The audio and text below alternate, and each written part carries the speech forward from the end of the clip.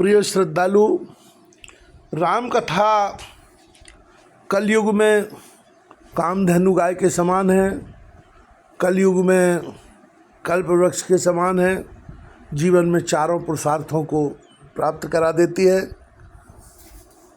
देह छोड़ने के बाद भगवत धाम की प्राप्ति होती है। इसी आशय की चौपाइयाँ गोस्वामी तुलसीदास जी महाराज द्वारा रामचरितमानस के बालकांड में लिखी गई हैं। श्रवण कीजिएगा। मज्जय सज्जन वृंद बहो पावन सरजू नीर, जपय राम धर ध्यान और सुंदर श्याम शरीर।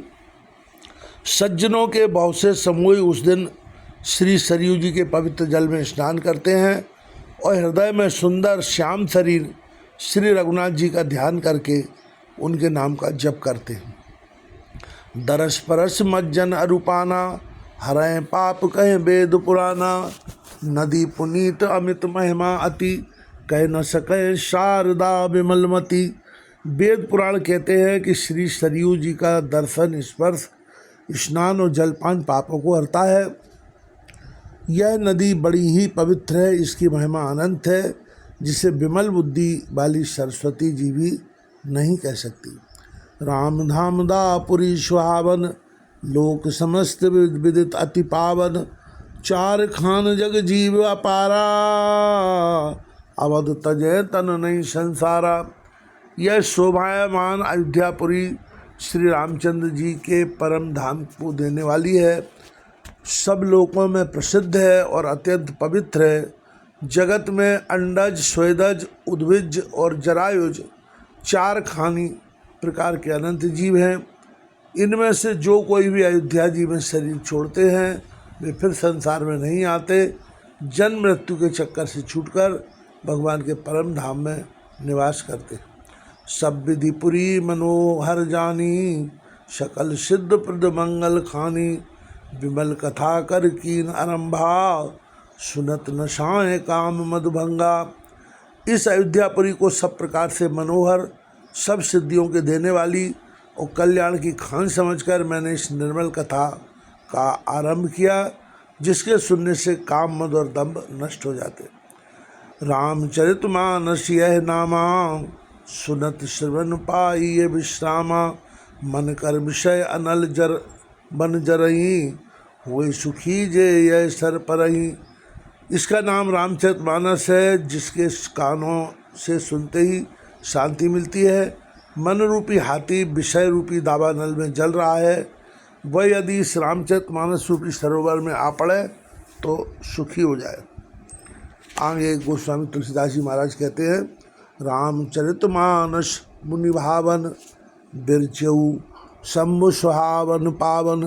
त्रिविध दोष दुख दारिद दावन, कलि कुचाल कुली कलुष नशावन। यह रामचरितमानस मुनियों का प्रिय है। इस सुहावने और पवित्र मानस की शिव जी ने रचना की। यह तीनों प्रकार के दोषों, दुखों और दरिद्रता को तथा कलयुग की कुचालों और सब पापों का नाश करने वाला है।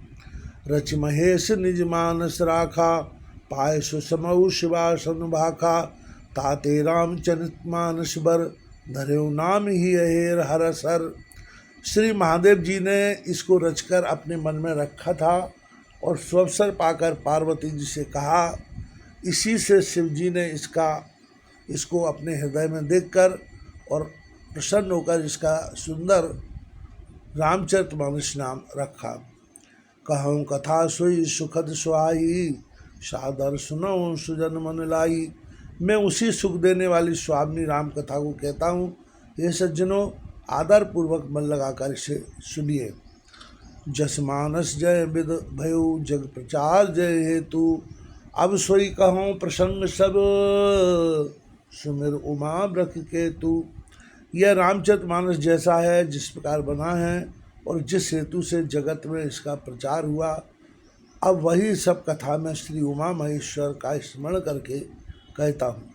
शंभु प्रसाद सुमति ही हुलसी, रामचरितमानस कवि तुलसी। करय मनोहर मति अनुहारी, सुजन सुजित सुन लेव सुधारी।